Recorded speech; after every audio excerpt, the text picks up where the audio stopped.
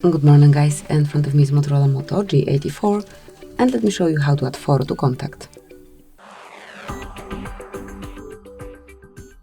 At first open your phone dialer, then go to contacts if you are not in this panel, find and select the contact that you want to add this profile picture to, select edit and click on add picture. Now you can choose the source from which you want to select your profile picture. It can be camera, gallery, Google Photos or illustrations. I would like to go with some illustration, for example this one.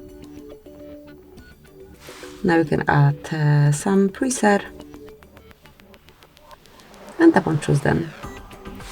Click on save to apply the change and that's it. So this is how you can add photo to contact, how you can personalize your contacts. Thank you for watching. Please subscribe our channel and leave the thumbs up.